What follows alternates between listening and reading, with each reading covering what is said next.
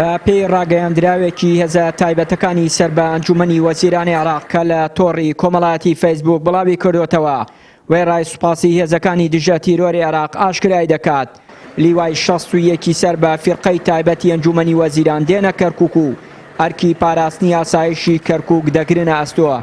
چاودێرێکی ئەمنیش دەڵێت ئەم گۆڕانکاریە سەربازیانە نیەتی عێراق دەردەخات بەوەی ناوێت حاڵەتی سەربازی لە شارەکە کۆتایی پێبێنێت و کوردیش دەبێت لەو گۆڕانکاریانە تێبگات.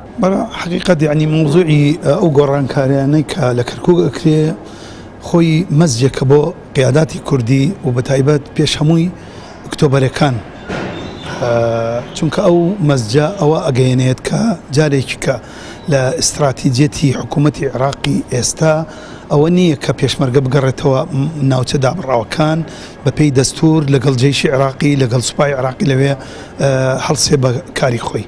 ئەمە مەزجێکە پێویستە قیاداتی کوردی ئەمە چاک بخێننەوە. کۆمەڵێک گلەیی ئەکرێت لە محافەزە بە تایبەت لە ڕێکان ئەوە جێی خۆی نییە، چونکە ڕێکان هیچی بەدەست نییە محافظ و بەیانی ئەگەر مەسعود بەرزانیش ببێتە محافظی کەرکووک یا یەکێک لە برادرانی یەکەتی ببێتە محافظ لە کەرکووک هیچ ناتوانێت بکە، چونکە کەرکووک ئێستا ئەوەی ئەیباتە ڕێ حاکمی عسکەریە و سەروی حاکمی عسکەری استراتیجێتێکی مەذهبی دووەلی ئیقلیمی لە منطقە کار ئەکا بۆ ئەم مەسەلەیە. لەبەرەوە پێویستە لەسەر کورد هەوڵی ئەوە بدات استراتیجێتێکی تایبەت بۆ کەرکووک و هەوڵی ئەوە بدا لەگەڵ حکوومەتی مرکزی لە شوێنەوەی لەسەر پۆست و ئەم لە ئەولا شەڕەکەن با شەڕی دەستور بکەن.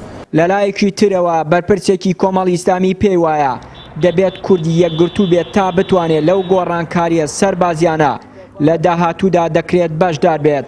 بەرپرسێکی یەکێتیش دەڵێت حکوومەتی عێراق بەپێی یاسا گۆڕانکاری سەربازی دەکات و هەنگاوێکی ئیداریە لە سنوورەکە دەیگرێتە بەر.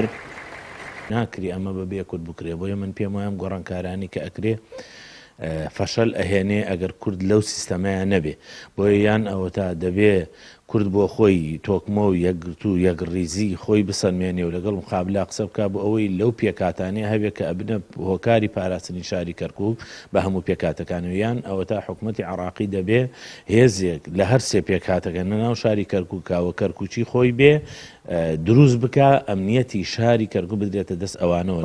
دەوڵەتی عێراق بۆی هێزەکانی ئاڵوگۆڕ پێ بکە پاشەکشەی پێ بکە ئەمە حکوومەتە ئەوەی کە ئێمە بەلامانە و گرنگە لە کەرکووک ئێمە هەوڵ بدەین ئەم هێزە نەمینەیە لە کەرکووکە یاخود بڵین ئەم هێزەی کە ئێستا لە کەرکووکایە ئەم ئیشوکارانە بدرێتە دەست پۆلیسی کەرکووک. ئەجین ئاڵوگۆڕەکانە ئاڵوگۆڕێکی ئەتیادیە و ئەم ئاڵوگۆڕانە جێیشە شۆرتەیە عێراق خۆی بڕیاری لەسەرەدا. ئێمە ئەبێ جهد لەسەرەوە بکەین هەوڵ بدەین کار و پێداویستیەکانی میلەتەکەمان لە کەرکووک چیە لە ڕێگەی قانونەوە دەستەبەری بکەین و هەوڵ بدەین لەگەڵ سەرۆک کۆمارە لەگەڵ سەرۆک وەزیرانە، چونکە لە کارنامەی سەرۆک وەزیرانە هەیە کە ئەم لە شکر کێشەی سەر کەرکووک لابەرێت ئەبێ ئەمە هەوڵ بدەین ئەوە بە قانون چارەسەر بکەین. لە دوای 16 ئۆکتۆبەر و لە دەستدانی نیوەی خاکی هەرێمی کوردستان لەلایەن یەکێتی و پارتیەوە حکوومەتی عێراق حاڵەتی سەربازی لە کەرکووک ڕاگەیاندووە و مەلەفی ئەمنی پارێزگاکەشی بە هێزەکانی دژە تیرۆری عێراق ڕاستپاردووە.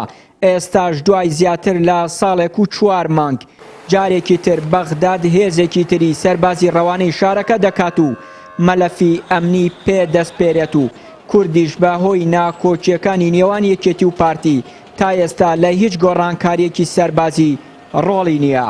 چیانووری کەناڵی ئاسمانی پەیام، کەرکووک.